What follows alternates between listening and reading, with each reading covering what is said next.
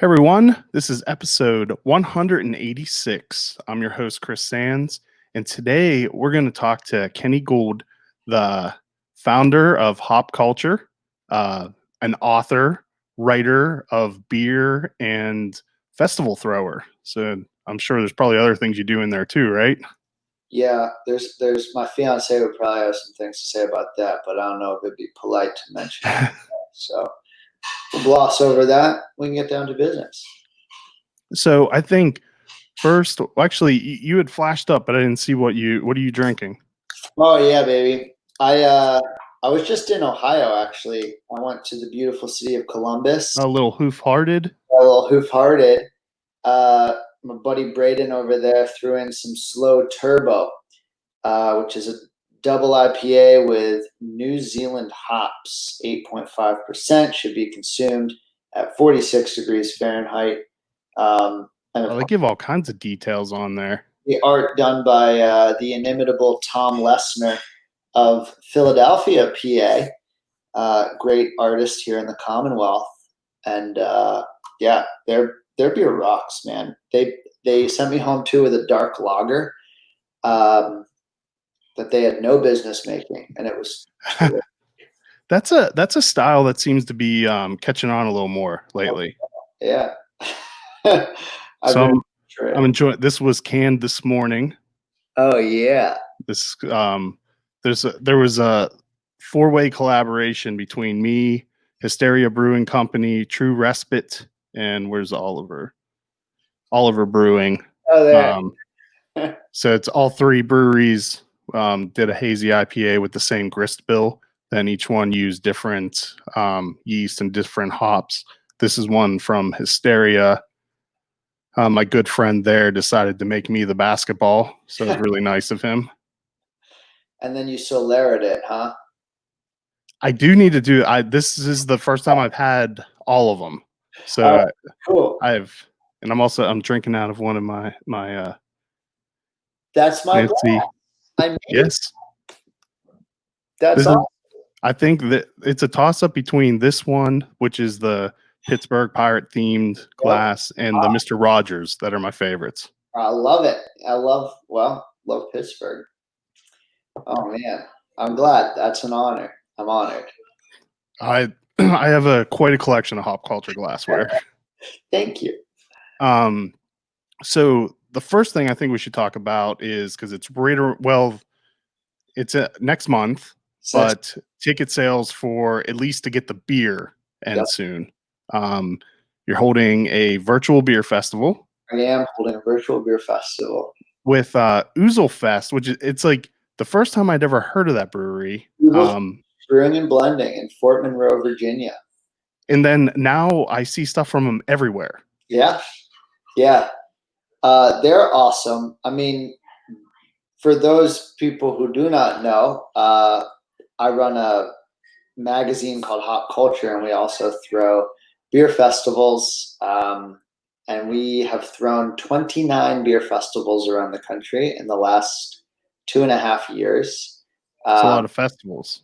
It's a lot of festivals. And, before I threw my first one, I had no background in festival throwing, but you learn pretty quickly. And especially when you do something 29 times, you get all right at it. And then we had to cancel number 30, which was going to be in Charlotte, North Carolina, in March. And I was really bummed because I was looking forward to number 30. I was interviewing Russ, who is the founder of Ouzel Finch, for an article in Forbes that I was writing. And we finished up the interview. And at the end of the conversation, he said, "Did you ever think of throwing a digital festival?" And I said, "Russ, I have thought of that. And I have thought that I did not want to do it because sitting in front of a computer and watching a bunch of other people who look like me drink a bunch of beer at the same time that I'm drinking beer does not sound like my idea of a good time." And he said, no, that's not what I'm thinking of. He's like, "I'm thinking of the box component. We'll send a bunch of beer out, but let's put together a series of events. Let's do, speakers, panels, workshops from some of the coolest names in the industry, and we'll combine that with the drinking portion.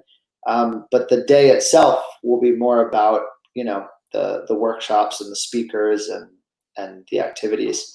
And I was like, all right, you got me, dude.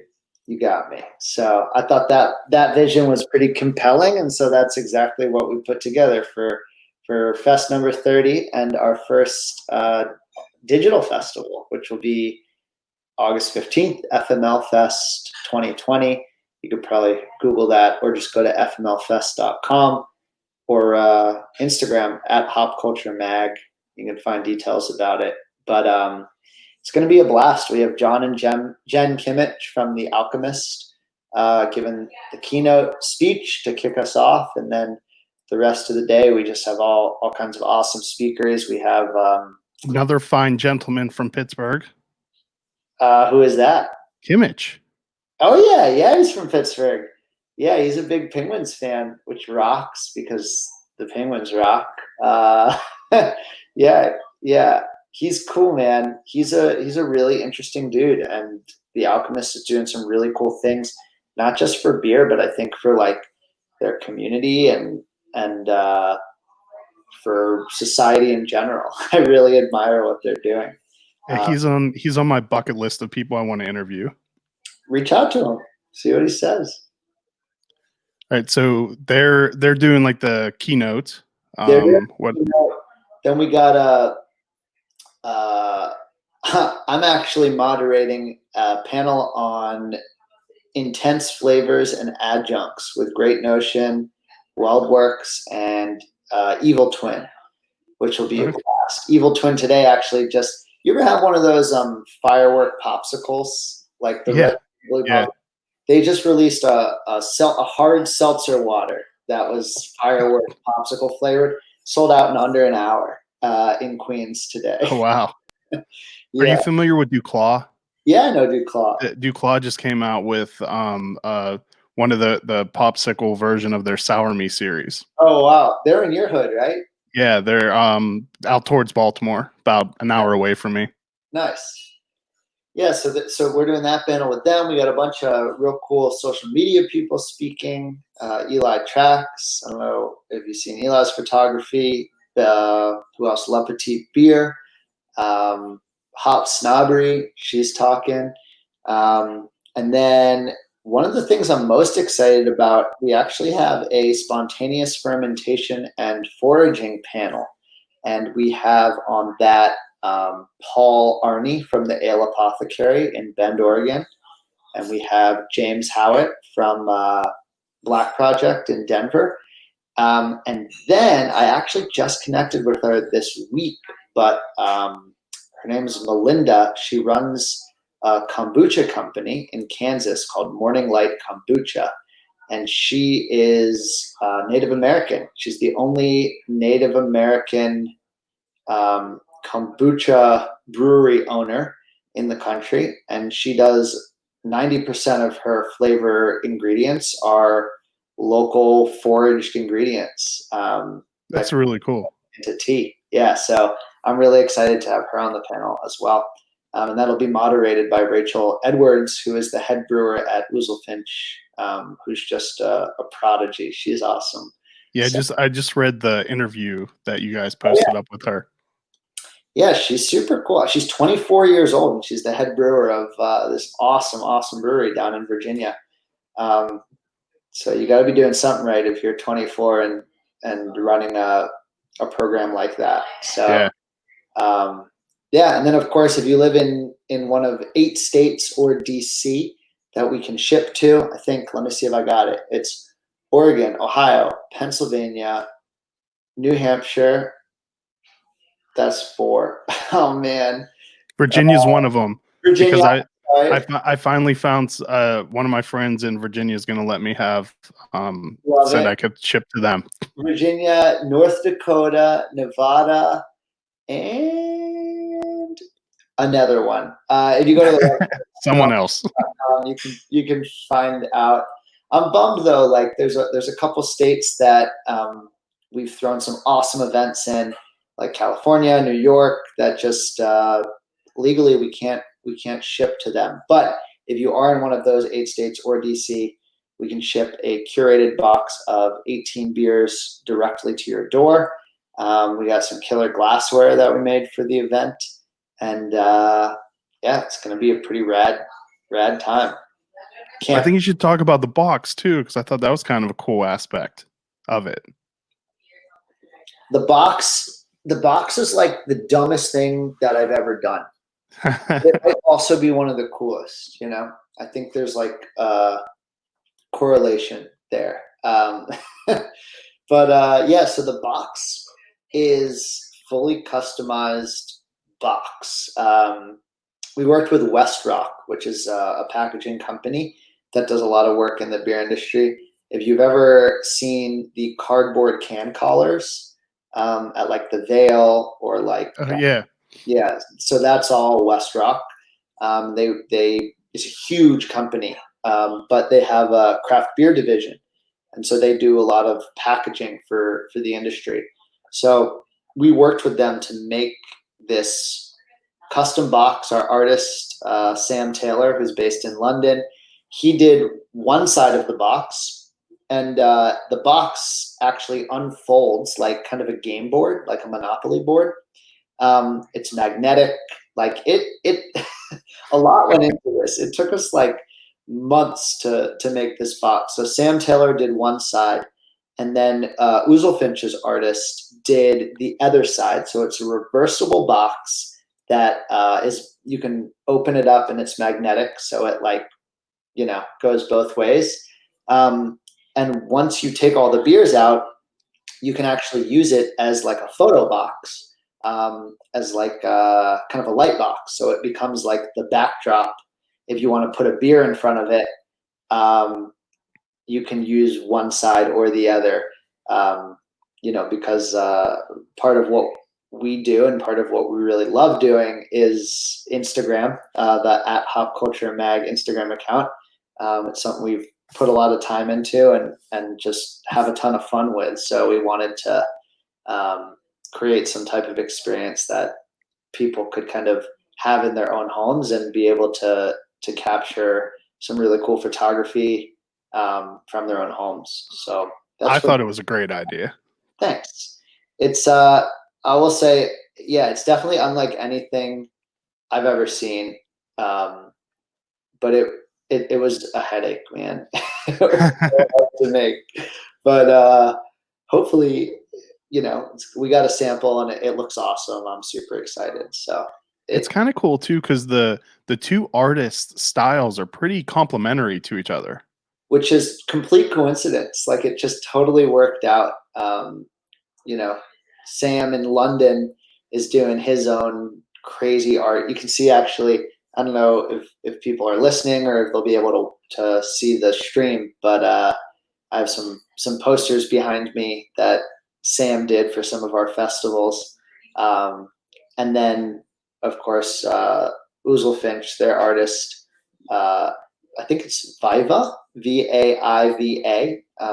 She rocks. She's so cool. So yeah, they both really love color. Both very different artists, but also complementary, I think, as you pointed out.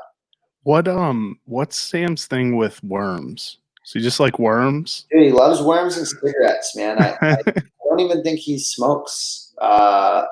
He's a big runner. He's like a big health guy. So yeah, he probably does not smoke then. I don't know, man. It's just his thing. It's like what he does. It's like I don't know. I can't answer that question. It's just that was one of the first things that stuck out to me. Like the first couple things I saw from you, like everything has a worm. Dude, everything has a worm and everything has a cigarette, except probably 50% of the time I'll be like, dude, you gotta take the cigarette out. This is the brand we're working with for this one. They're not a cigarette crew. You gotta get rid of it. So do ticket sales for the VIP box still end on the 5th? They end on I believe it's the 12th. Oh, okay, cool. Then people will definitely hear this before. Yeah.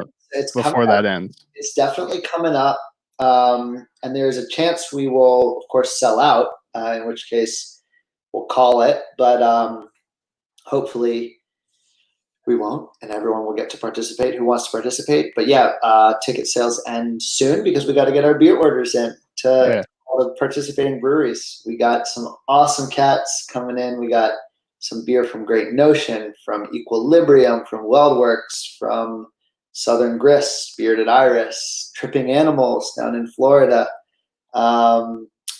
Weathered Souls is doing a collab with Ouzel Finch. We did a collab with Ouzel Finch. Rhythm Brewing did a collab with Ouzel Finch. Man, there's just a bunch of really, really cool breweries that are going to be participating, and I'm stoked. I think it's a good mix of like people that beer lovers have probably heard of, and then also like who's next, you know? Yeah.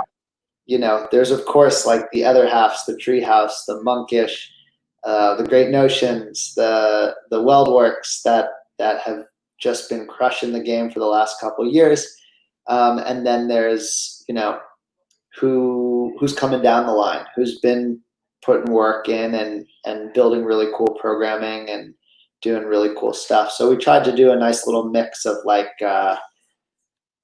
sort of the OG craft beer guard, and then some of the new cats, up and comers. Yeah.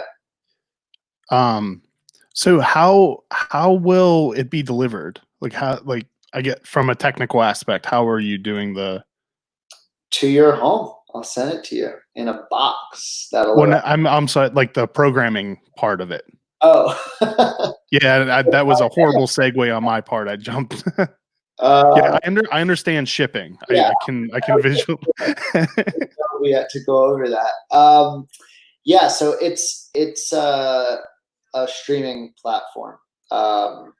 So if you have a ticket, you will get an email with access to beyond the paywall, if you will, because you've got a ticket. So we'll send you the link, and you'll be able to download actually an app, and you can tune in on the phone, or of course on the desktop or tablet, whatever, at your home. So basically anywhere you have an internet connection, you can jump in.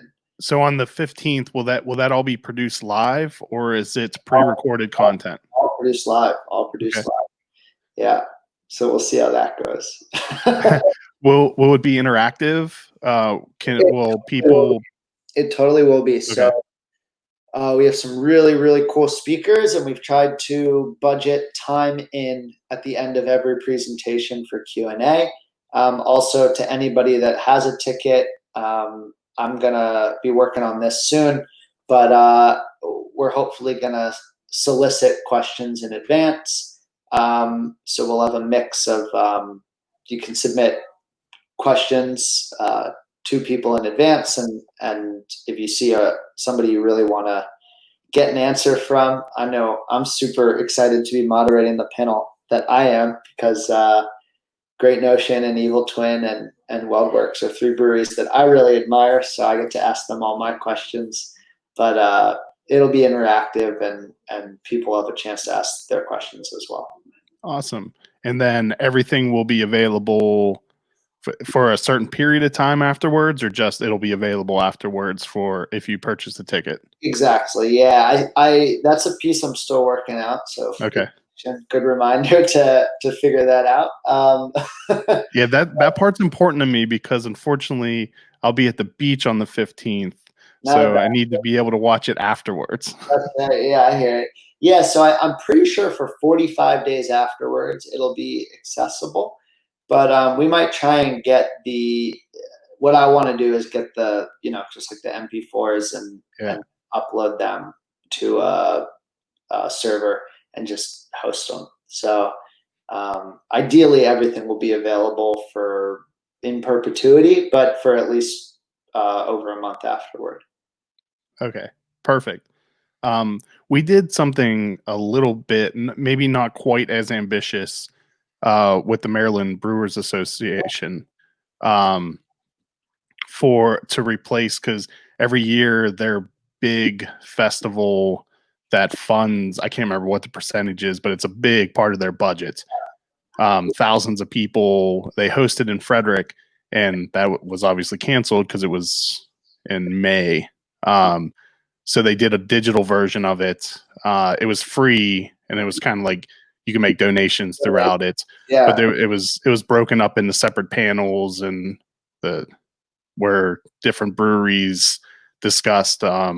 Like one of them, so like the beer I'm drinking, this was pitched during these three breweries were on the panel for the Juicy Hazy beers, and Yeah. I was moderating the whole festival. All right. So it was a lot of fun. Thankfully, I didn't have to do any of the work on the back Yeah, I end know. producing it, because that part sounded difficult. Damn it. You're going to tell me all the secrets. Oh, man. I mean, I can put you in touch with the guy that did it all, but I'll figure it out. That's been the way, man. 29 events. You just kind of flop your way to success.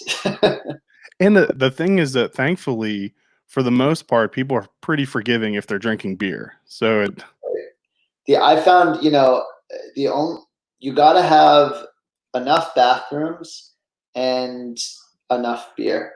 yeah, And if you do those two things right, and tickets, you got to move people in quickly enough. But you get those three things right, and people are generally pretty chill about any other mistakes you make.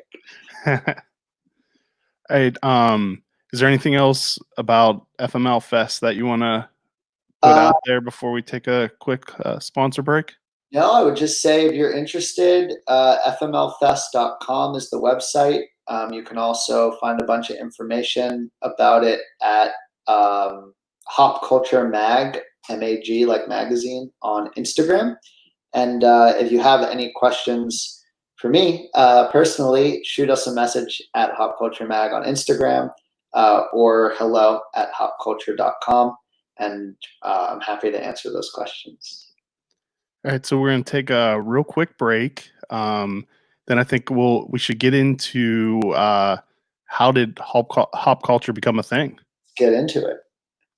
If you haven't heard about our beer dinners, well, now you have. Typically, the last Tuesday of each month, we partner with a local brewery and craft an exclusive 5-course dinner. Each course is thoughtfully paired with some of the finest craft beer available. You'll meet the brewery, enjoy memorable pairings and service, and have a damn good time. Like us on Facebook to stay in the know when tickets become available, because they will sell out quick. Idiom Brewing Company proudly offers a delicious variety of beers to satisfy the most discerning tastes, best known for their wide array of India Pale Ales, delicious fruited sours, robust porters and stouts, and crispy pilsners and lagers. Idiom Brewing Company prides themselves on continuing to innovate, utilizing new and or experimental hops, local ingredients, and unique flavor profiles. Unfortunately, you can't enjoy their tap room, which is located along beautiful Carroll Creek in downtown Frederick. Thankfully, you can enjoy their delicious beer to go and even have it delivered throughout the Frederick area. You can check out their menu options and place your order at idiombrewing.com. Make sure to follow them on social media for up-to-date options and hours during these ever-changing times. All right, so where did hop culture come from? What's its origin story? Yeah, man, I was living in Pittsburgh, Pennsylvania, beautiful 412, baby, and I was in grad school, and I was having a pretty nice time. I was writing a thesis, and Where'd you go to school? Undergrad, I was at Duke University. Okay. And then moved to New York. Both my brother-in-law and sister-in-law went there, and my sister-in-law works there now. Oh, yeah? Yeah. How old are they? I should know that. Late 30s they're old like me. Damn, that's old, man. You can tell them I said that. So I didn't know them. But that's awesome. Yeah, so I went there undergrad and then for grad school, I went to a school in Pittsburgh called Chatham University. Okay. And so I'd been living in New York City after undergrad, working for a magazine then, and then moved out to California for a bit, got into grad school, moved back to Pittsburgh, which is where I'm originally from. And, being in three very different places in a pretty short amount of time, I noticed that in all of these cities, like, beer was kind of becoming a thing, right? And when I was working for the magazine right out of college in New York City, I had been writing some beer pieces, and they were always super popular. And I remember thinking at the time, like, I think this is going to be a thing. Like, I think people like this. There's going to be Drinking this beer is going to catch on. Yeah, this whole beer thing, right? People have been drinking beer for thousands of years, but the community that we have today is relatively new, right?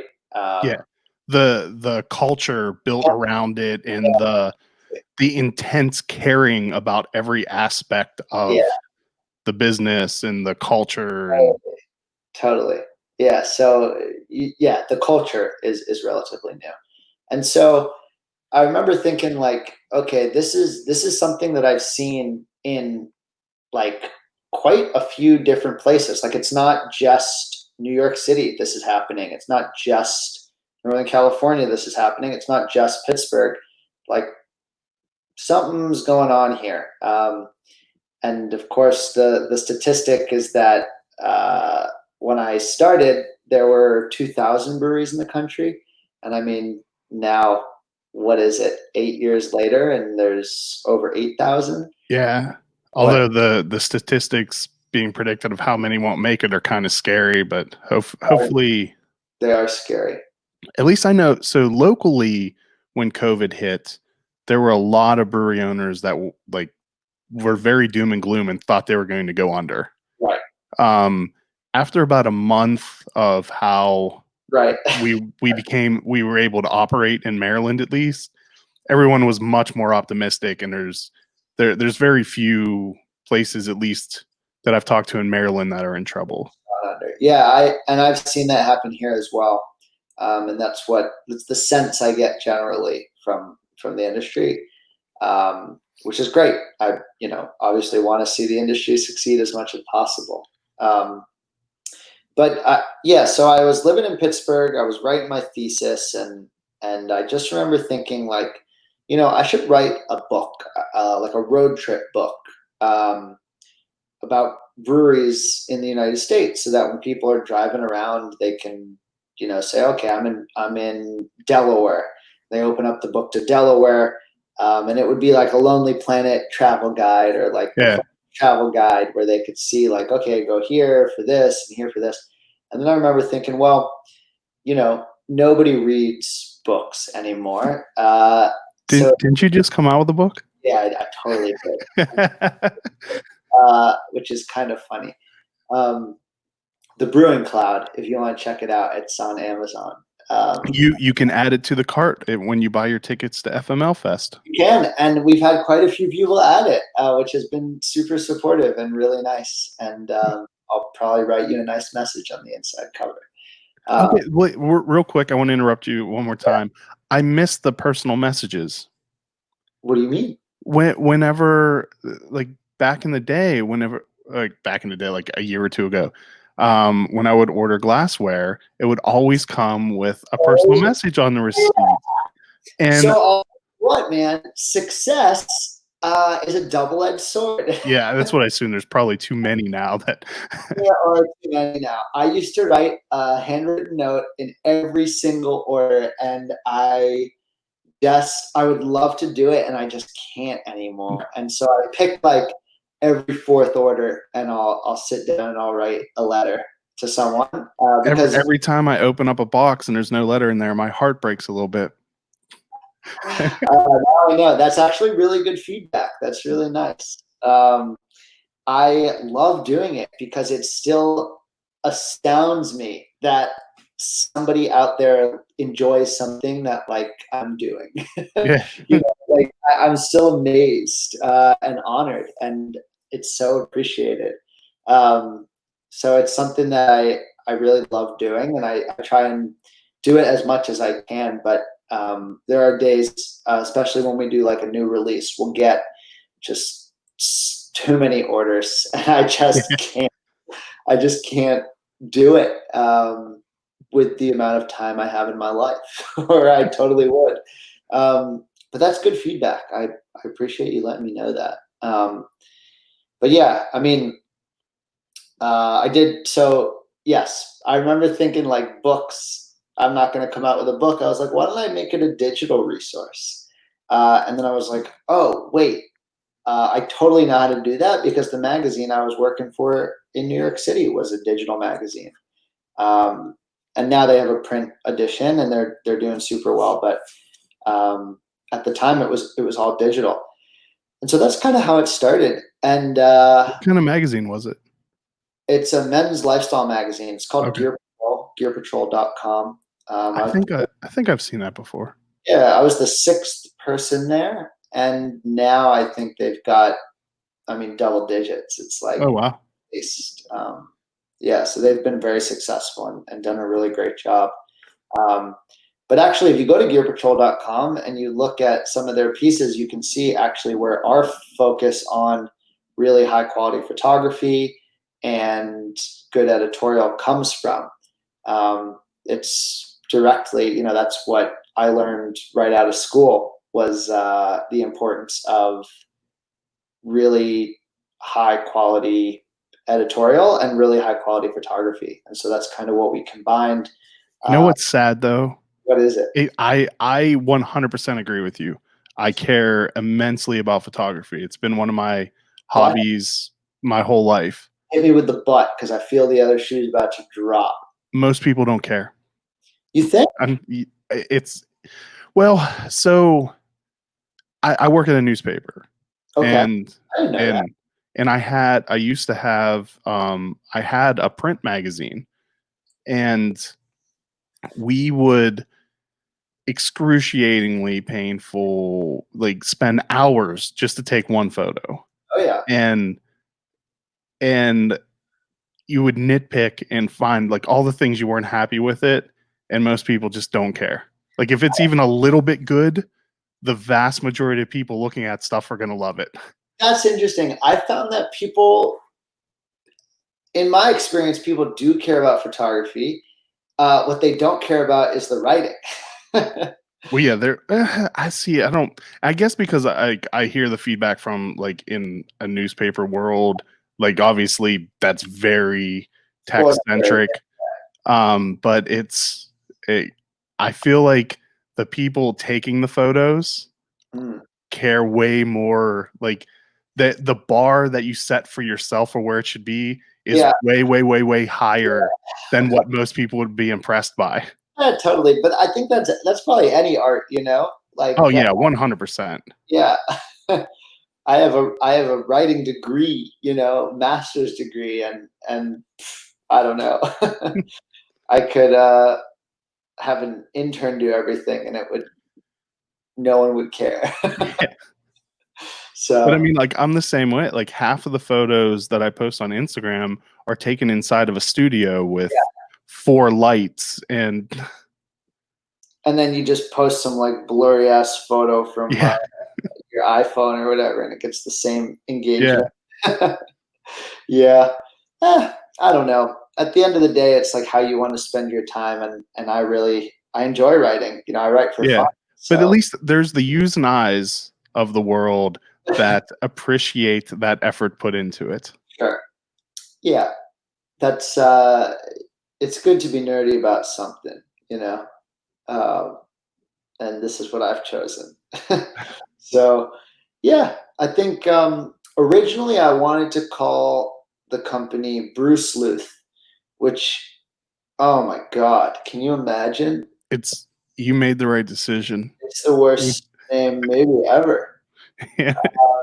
And I was actually, at the time I was teaching yoga, and just like for fun in my free time. And I had gone down with some of my friends to this like yoga retreat, and we were coming back from West Virginia. We were driving back to Pittsburgh, and we were all like, pretty hungover, because you think yoga retreats are all about like green juices and spiritual energy, but it's mostly just like a bunch of people getting drunk in the woods, right? Well, it's a detox retox. That's it. You can't have one without the other. It's a healthy. That's the balance. That's the middle way. But we were coming back, and I was telling two of my friends about this idea I had for a digital craft beer magazine, and I was like, but I can't think of a name. The best I've got is Bruce Luth, which is a terrible name. And my friends were just like not having it. They were just like, oh, that sounds cool. I feel like every time you told someone that name, you'd have to repeat it to them. Yeah. Like they would ask you what you said. It's not good, man. It's just not good. My friend Leslie, she was sitting I was in the back. She was sitting in the passenger seat. So there was like silence for like 10 minutes. And then she just goes, what about hop culture? And I was just like, Leslie, that's the best idea I've ever heard in my life. You owe Leslie. You know what? If you go to hopculture.com right now, you scroll to the bottom of the page, you click about, you will see our masthead, which is, a list of everybody who works at the magazine. And if you scroll to the bottom of the masthead, you will see Muse. Leslie Phillipsi, #1, baby. So, she told me if I took her out to lunch and I listed her as Muse on the masthead, I was free to use that name.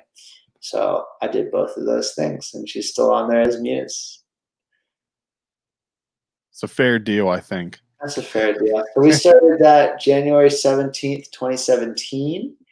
We launched the website and the Instagram. Well, the Instagram was before that. The Instagram was in 2016. We launched. But the website launched January 2017. And then 8 months later, we threw our first festival with our buddies at Dancing Gnome here in Pittsburgh. And we just had 10 breweries that had never poured in Pittsburgh before come to the backyard of Dancing Gnome. We had a DJ. We just threw a party. The whole thing sold out in 10 seconds. That's crazy. Every single ticket. So I was like, cool.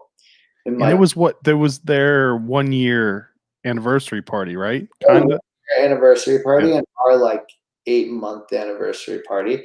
But we were like, yeah, let's just throw a birthday party for Dancing Gnome. Like,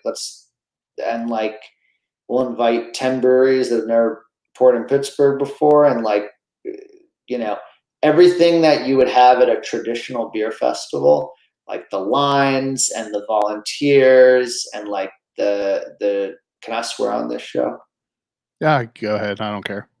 I've been told to F off before, so all right. You are on your own show? Yeah, I mean it's a brewery I'm good friends with, but we have a fake on like social media feud with each other. Like they constantly post stuff taking jabs at me.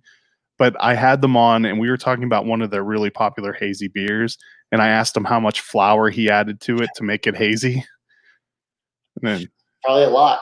I don't know. That's funny. Okay. Well, that's not as dramatic as I thought it was going to be. No, it wasn't like a fight or anything. All right. You should totally go for that. That'd be dope. Yeah, just start a fight in the middle of one. Once I can do these in person again. Get told to screw off your own show. That's pretty epic. I'll yell at you if you want. Yeah. Yeah, cool. Not now. I'm in a good mood right now. I don't know.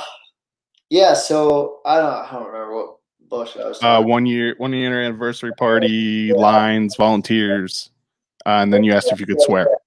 Just like, I don't know, man. You go to one of these like festivals at a convention center, and I think like most people who are into craft beer at this point have probably been to like a dope craft beer festival. The one I think you may have been just referring to in Pittsburgh is awful. Oh, I wasn't At the referring to that one.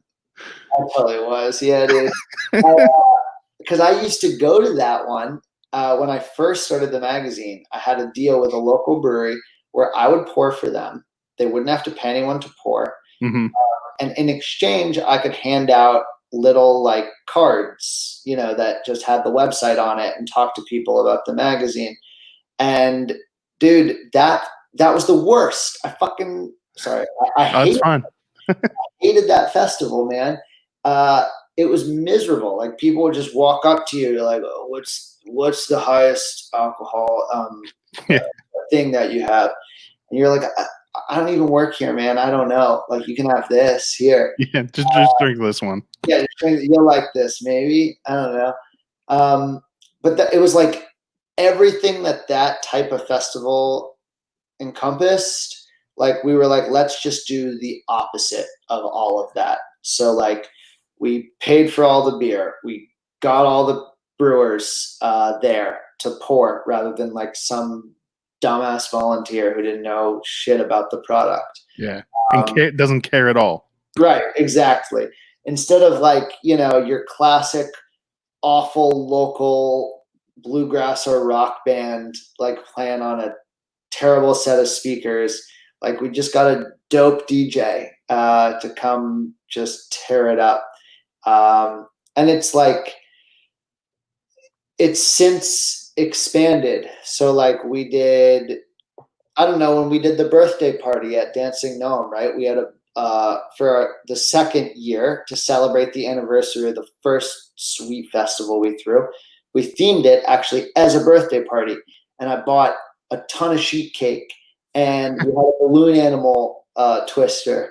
And that dude was a hit, by the way. Like drunk people, I have found love nothing more than a balloon animal twister. And we had, confetti and balloons everywhere. And like all the art was birthday party themed. And it's just an experience. It's just like a fun, awesome thing to do that is not sitting in a line in a convention center to try the same beer that you're going to be able to buy at a gas station up the road while someone behind you is chanting USA, USA, and going up on his own shoes.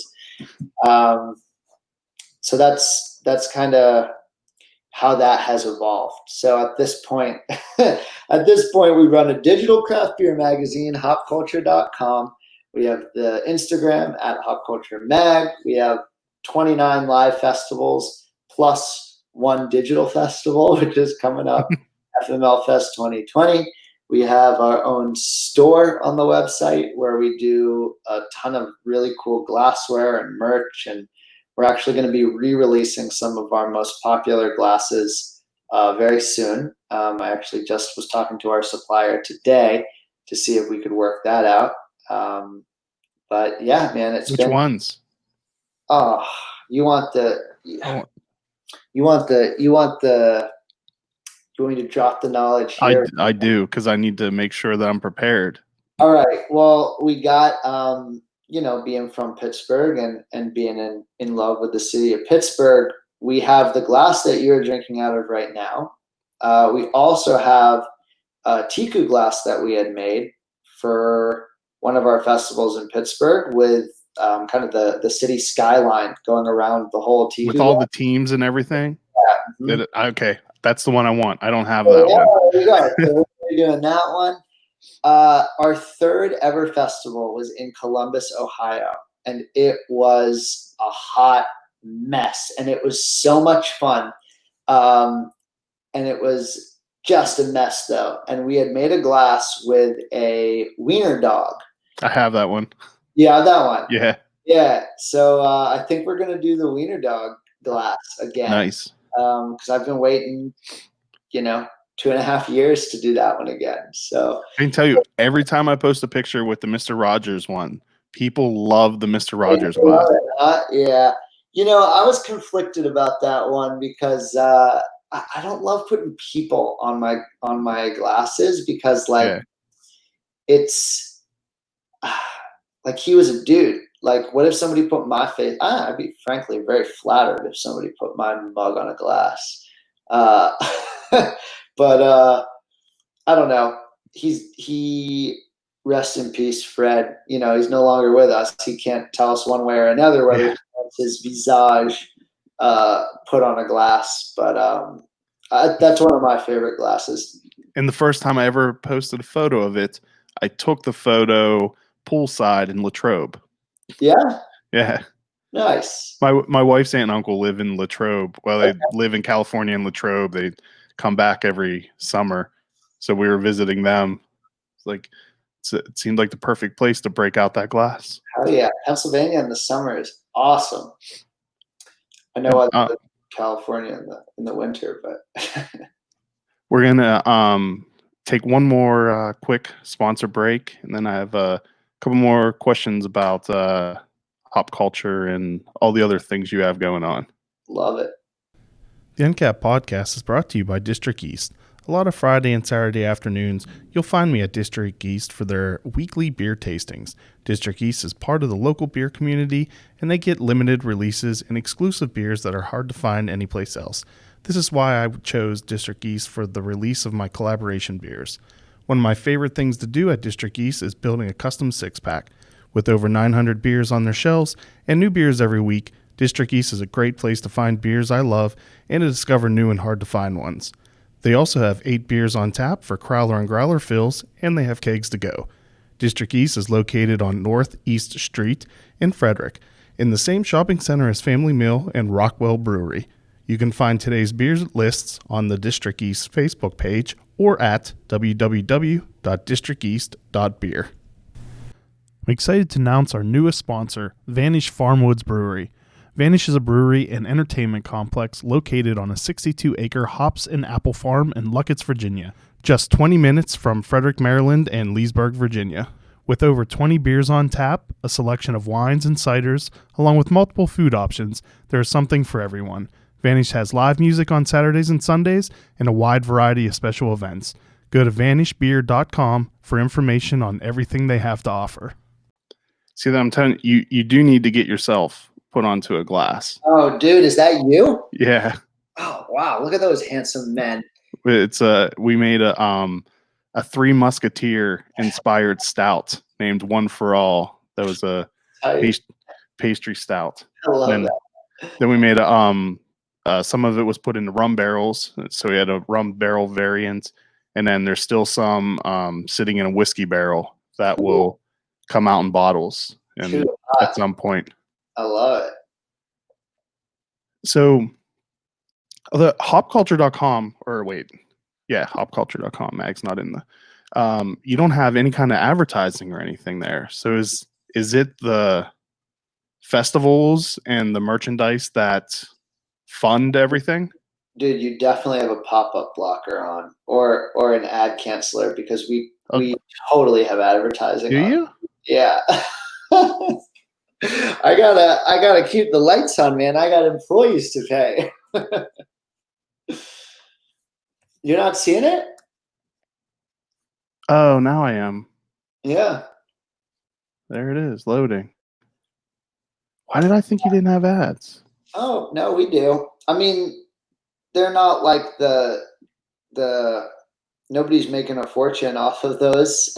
Yeah. But yeah, I mean, events are big for us. Merch is big for us. Advertising, yeah, all that contributes to the bottom line. And at the end of the day, we're running a free digital craft beer magazine, and so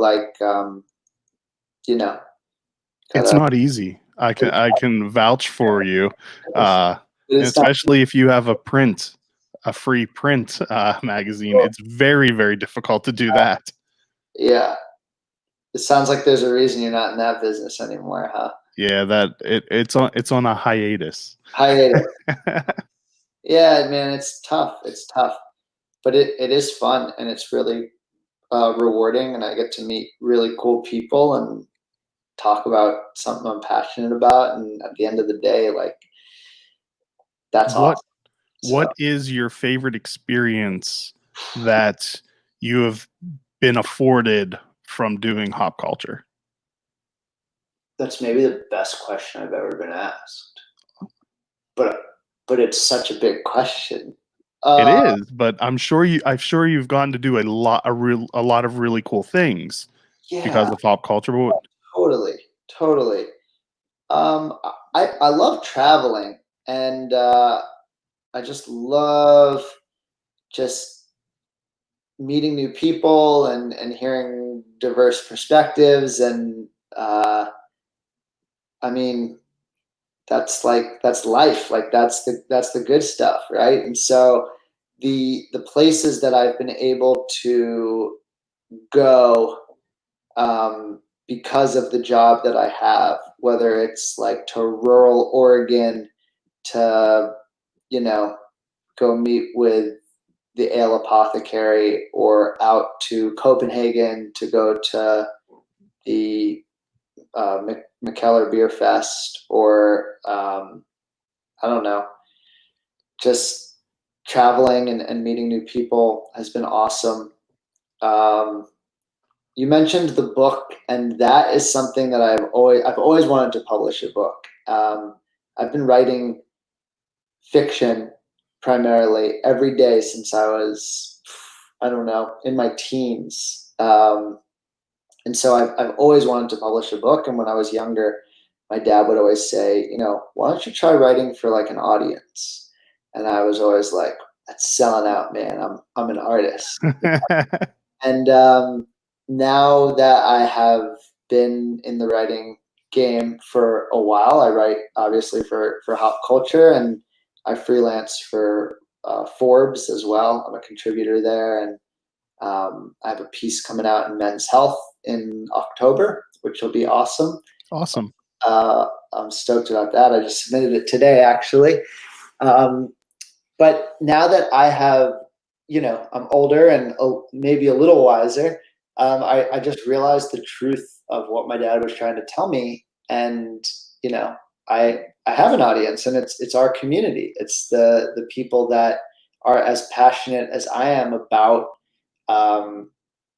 meeting new people and learning about new businesses and new beers and new artists. And so I wrote a book of fictional short stories that all take place in this imaginary city called the Brewing Cloud, where everyone that lives there is involved in some aspect of the beer industry. So I drew on a lot of my experiences and in the job that I have to write this book. And it's been great. People have been super supportive and really interested in it, and been able to, distribute far, far more copies than I ever thought I would be able to. And so that's been like a lifelong dream of mine, to publish a book, for sure, ever since I was like a kid,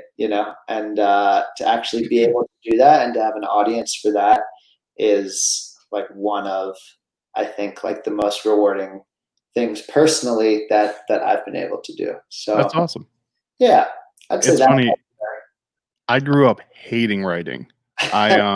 I almost didn't graduate because of my English class.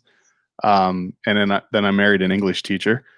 And so then somehow I found myself being the editor and one of the writers of a magazine, and occasionally writing for a newspaper. And then was offered to write a book. And I don't think I could ever pull that off. But then all of a sudden I was like, yeah, I want to write a book. But it'll probably never happen because it'll be an awful book. I'll blurb it, dude, and do it. Yeah, it's fun, man. But yeah, you do have to want it for sure, because it's not easy. In fact, it's mostly terrible. It's mostly awful. It's really hard. But it's rewarding when you do it, I guess. So did you know there's a whole subgenre of romance novels that take place in breweries? No, I didn't. I didn't know that. There is one of the other podcasts at our newspaper. She doesn't work there anymore, but there was this woman who hosted a romance novel podcast, Cool. and she asked me if I would read one of those books and then be a guest on it. And I listened to the audiobook while I was cutting grass. It was the most ridiculous thing I'd ever listened to in my life. Dude, you have given me a path toward the future. Yeah, so you could get into writing romance novels that take place in breweries. Maybe I already have, my friend. Maybe that's the one I listened to. What's your ghost name? Yeah, right. J.K. Rowling.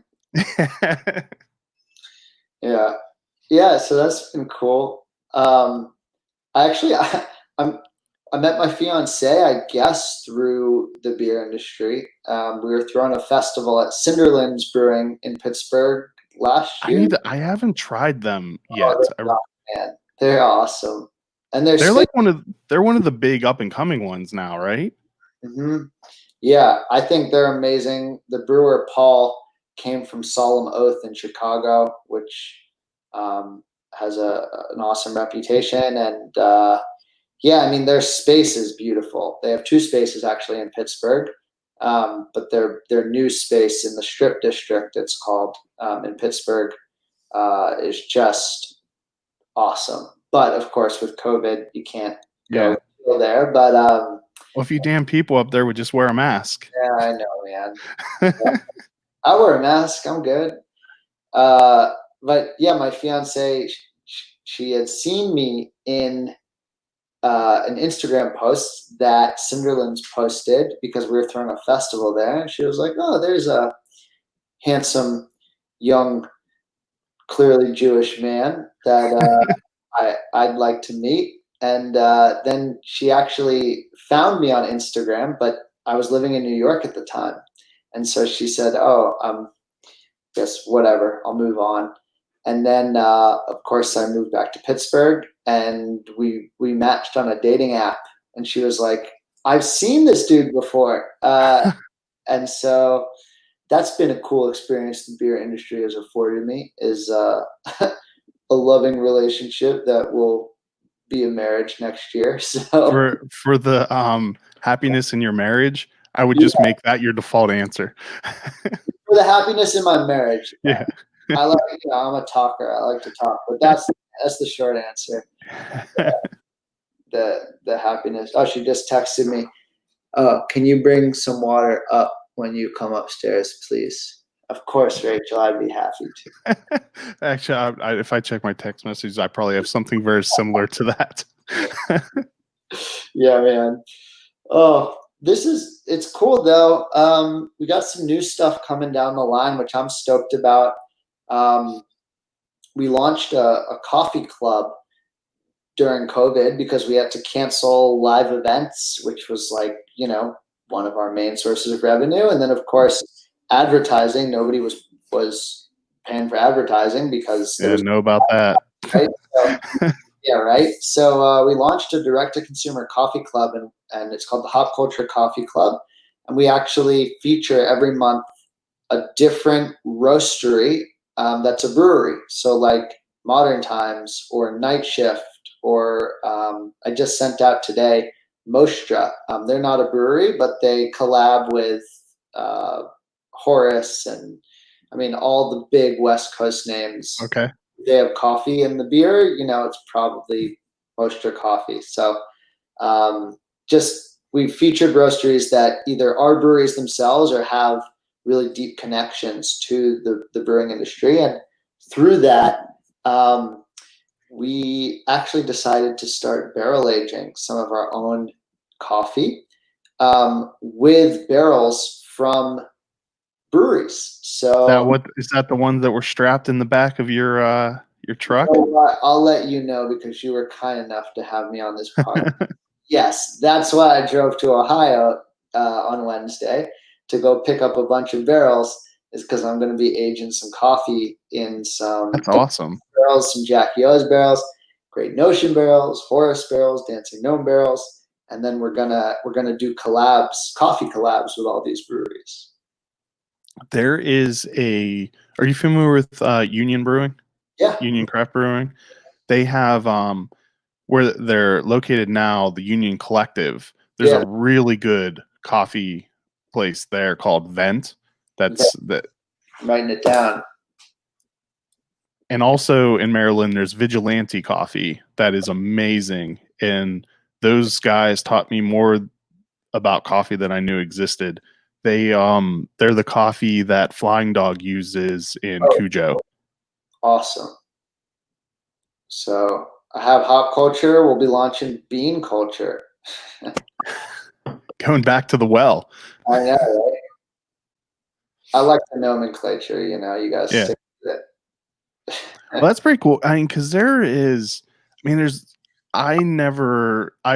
like within the last couple of years started to really get into coffee.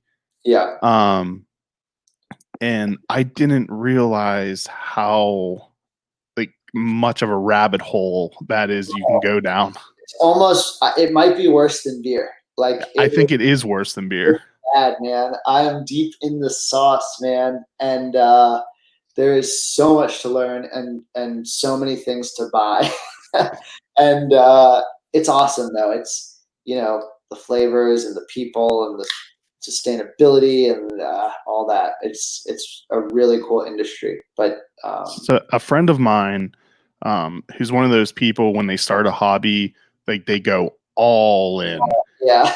He bought an espresso machine that was like $3,000.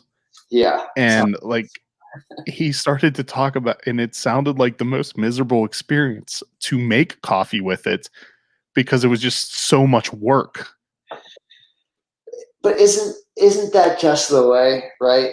You like part of the reason you enjoy it so much is because of the work you put into it, right? Yeah, I guess that it gives you a sense of accomplishment. Or you just let these idiots make something for you, like Half-Hearted, and you can drink their awesome product, and you have to make it yourself. This is a beer you need to check out. It's a series of sour ales that Full Tilt Brewing in Baltimore makes. Okay. And they're called Dan is one of the owners. He doesn't like sour beers. So the brewmaster started a line, and that's Dan there floating. And he loves Pearl Jam. So they came out with a line of sour beers named Dan's Jams. Dan's Jams, man. Eddie Vedder would be proud. So and I don't think I had any left, but one of the latest releases was a gummy worm one. It was really good. They're always like a real beautiful color. Yeah, I like that. But you should seek some of these out. They're really good. Full Tilt. I'll write that down too. So I know I've seen you post stuff from RAR before. Yeah. So you probably, if you had a RAR out of order, uh-huh, they're very similar to out of orders. Sure. Oh, that's awesome.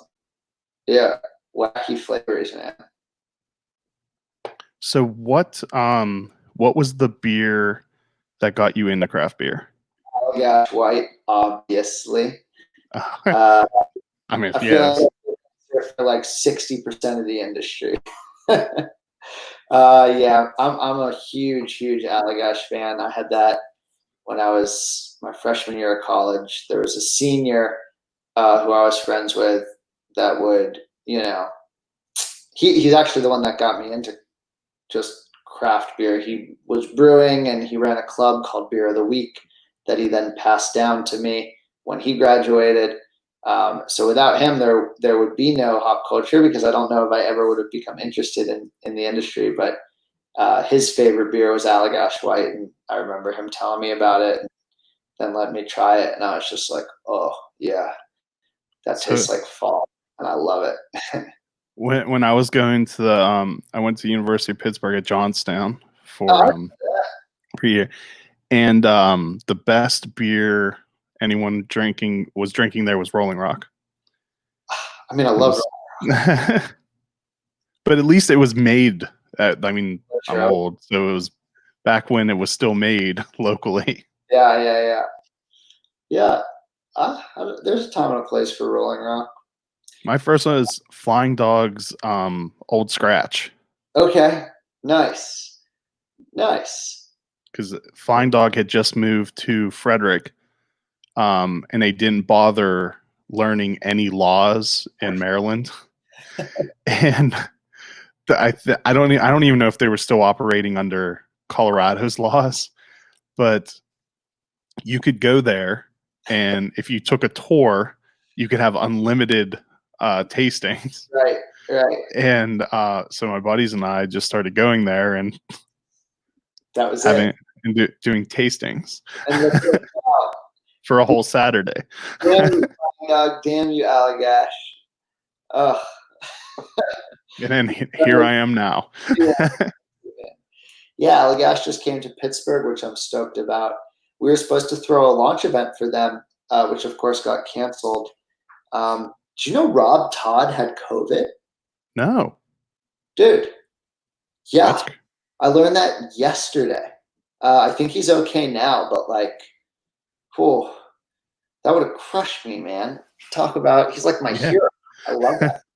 So what did they open like a tap room or something in Pittsburgh? What is They just started distributing. Oh, distributing. Okay, gotcha. Yeah, Brewdog just opened a tap room. I did see that. It's on the south side, right? It's in a neighborhood called East Liberty. Oh, okay. Sliberty. Yeah. Sliberty. No, you're thinking of Fatheads. Okay. Fatheads is south side. But Brewdog's Liberty. And then rumors where that platform was coming in here. It might still happen. It might not. We don't need them. Well, I think the last few months have screwed up a lot of plans of breweries making moves. Definitely. So Yeah. where in Pittsburgh did you grow up? I grew up in the South Hills, and then Where in the South Hills? Upper St. Clair. You know. Okay. Yeah, I grew up in Jefferson Hills. Oh, I went to Thomas Jefferson. Oh, okay. Well, this makes a lot more sense. Yeah. Okay. Cool. Oh, that explains why you're drinking out of the Pittsburgh glass and why you like Pittsburgh so much. Yeah, there's. Oh wait, right there is a Roethlisberger, Heinz Ward, Heath Miller autograph football. Oh yeah, cool. That's wild. I didn't know that. Okay, and that's why you know that John from The Alchemist. Okay, this is all making. Dude, you should have told me that like 56 minutes ago. Sorry. That was the plot twist. Yeah. Whoa. Dude, this is crazy. This is crazier than Inception. Yeah, that's why I the day I met you at Dancing Gnome, it was a week that my wife and I were back up because she's from Pittsburgh also. We didn't meet till both of us had moved to Frederick. Cool. And it was just during a vacation, like a going back home, where I had scheduled. I went to Dancing Gnome, East End, and then I also interviewed Mike Potter at East End. Got it. Okay. Well, that makes a lot more sense. I just moved actually to Aspinwall. Okay. Which is north of the city, and is really pretty and been really nice to be here. I'm enjoying it. Is Dancing Gnome still working on expanding, or have they already, or what? They haven't yet, but they're working on it. Okay. They have the space and it's being built out. It's just, of course, with COVID, it doesn't make much sense to have a tap room space if you can't use it. So they're doing well. They're doing well, which is great because I like them a lot. Andrew is probably one of the, not sure what adjective I want to use, but one of the best people I've met through doing Uncapped. That's awesome to hear. I didn't know where you were going with that. I figured you were going to say something nice, and I'm glad you did. Yeah. He's a friend of mine. Well, and it was literally, I just went there with my brother-in-law one night, and I asked the bartender, I was like, hey, is by chance the owner here? And he was like, yeah, let me go see if he's busy. And Andrew took me into the back and we chatted for like a half an hour. Yeah, he's a cool dude, man. I think like most of the industry is on the whole like that. I mean, more so than other industries I've been in, you get like more chill, interesting, thoughtful people than in other industries I've worked in, and I appreciate that. So, But yeah, he's a great guy and just phenomenal beer. oh yeah. He seemed to be getting a little flack from the Iron City collaboration, though. Really? I think I think it's cool too. Yeah. But there seemed to be some negativity. Well, I mean, there's always negativity online. Yeah, of course. I don't read the comments section. That's my I don't know why I do. Worst beer blog. I'll read it because it's hilarious. Then I keep thinking I need to message him, and I don't know if he ever goes on podcasts or anything, but I would love to interview him too. Shoot him a message. Yeah. Yeah, because I definitely make sure to check in on that every once in a while because it's great. It's like my ritual every night when I'm brushing my teeth. I look at Worst Beer Vlog and I just laugh. Oh man, what a crazy world we live in. Yeah, it's like half the stuff on here. Like, how the hell did that person decide to do that? Oh man, yeah. I mean, we're assuming everybody listening knows what the Iron, as much about Pittsburgh as we do. But for those of you who don't know, Dancing Gnome collaborated on a beer with Pittsburgh Brewing Company, which is a very historic Pittsburgh brewery that then became contracted. I actually think out of Latrobe, right? Yes, yeah, it's brewed there now. But they're moving back to Pittsburgh. It's kind of like Pabst, actually. Like Pabst was like Milwaukee's beer, and then they got bought and started contracting outside of Milwaukee, and now they're coming back. And so cool. it was a brand with a lot of hometown pride that then kind of like betrayed the city, right? Like selling out and getting contracted, and now they're coming back. And so I don't know. I have no qualms with that. I think it's awesome. I think anytime you're bringing back history, and anytime you're bringing business to a place, it can be a really good thing. So I'll have to read the comments on that one. Yeah, I can't remember if it was Facebook or Instagram. Yeah. But there was definitely somewhere where it's like, I've lost all respect for Dancing Gnome. Why would they do this? And I mean, have you ever had whatever? Sea Light? It's great when you're at Gooski's up on Polish Hill and you're like 6 deep already, and you want to smoke a cigarette inside and drink an Icy Light. The mango one though is an abomination. What are you talking about, dude? That is a dozen of them in my fridge right there. They are awful. You're crazy, dude. Maybe I've been out of Pittsburgh for too long. I'm mostly kidding. There's a time and a place for Icy Light mango, and you're sober. But I don't know. It's fun, man. It is what it is. It's like you can like this and like that and drink them at totally different times, or at the same time. If you want, it's your life. Do whatever you want. Enjoy it. I know, like, there are some phenomenal brewers that Miller Lite is one of their favorite beers. I mean, from a technical perspective, the fact that they're able to achieve such consistency is like a marvel of engineering, I mean, Guinness's brewmasters pedigree is from Budweiser. Yeah, totally. And I think like at that level too, you're a logistics company, right? To get that much liquid moved around the world is like an insane supply chain endeavor. And I don't know. They're playing a different game, I mean, look at this can. You're not going to see like, I don't know, Budweiser coming out with the same type of cans that Hoof Hearted is. It's just a different game, man. It would be pretty hilarious if they did one time, though.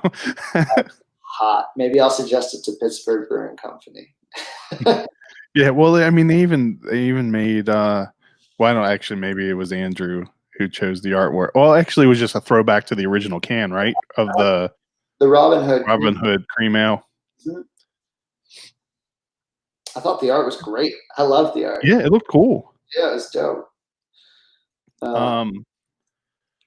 I guess I don't know if I want to keep unless you want to keep talking, we can, but I don't want to take up too much more of your time. You know what this means? I just gotta come back on, man, because I had a blast. Yeah, we can maybe once the world isn't on fire anymore and people are allowed in public, I can come up there and we can talk about in-person festivals. Dude, I'd love that. Come to my new house. We'll kick it. I got a beautiful couch. I'll bring you a selection of Maryland beers. And do you get down here at all to ever check out any Maryland breweries? In the last 5 months, no. I'll say before it was deadly to hang out with people. Right. No, I haven't made it down to Maryland much, but it's not that far. That's a 3-hour drive. I know. I want to see my friends at. Is Dewey in Maryland? No, that's in Delaware. Delaware. They're like kind of close to each other, right? It's 3 hours from Frederick. All right, I'm an idiot, as it turns out. I mean, it's not that far. I mean, it's same distance from here to Pittsburgh as from here to Dewey. Right. We'll forget that. Are you allergic to cats? What's that? Are you allergic to cats? Some of them. It's weird. Some I can be completely allergic to, and then some I'm fine. I don't know why I asked that. I just had like a premonition, I had a feeling. All right, maybe you won't come to my house. I got these 2 real fluffy cats who are the bomb. But, it would be terrible if we were doing a podcast and you locked up or something. Yeah, just went into anaphylactic shock. I don't know if you can do that from a cat allergy. There's an NP. She'll hook it up. She'll get you the EpiPen. She'll fix you. So fmlfest.com, get tickets. That's at it. Pop Culture Mag on Instagram. Follow you. You have an immense following. It's getting there. And then it's Hop Culture Mag on Facebook too, right? It is. And then the website is just hopculture.com. And then last but not least, of course, the book is The Brewing Cloud. You can find it on Amazon. Kenny Gould, that's me. You can find me on Amazon. Or if you go on the Hop Culture website, you can buy a book and I'll sign it for you if it comes from the Hop Culture website. Or while you're buying tickets to FML Fest. And get the best of all worlds. Buy tickets to FML Fest. You can add the book on. I'll sign that for you extra special. I'll sign it twice. And I don't think we mentioned you don't have to get the whole package with the beer and everything too. You can get just the access to the digital experience. Yeah, because it's an expensive package. It's not a cheap package. I mean, it's 18 beers in this crazy box and shipping and glassware. But if you're not in one of the states that we can ship to, you can just get the pass for the day to all the content. All right. So I encourage everyone to look up Hop Culture. They put out great stuff. Sign up for the newsletter too, because you get the goods delivered right into your inbox. Right there, right now. So thank you so much for your time this evening. And thank you everyone for watching and listening. Cheers. Cheers.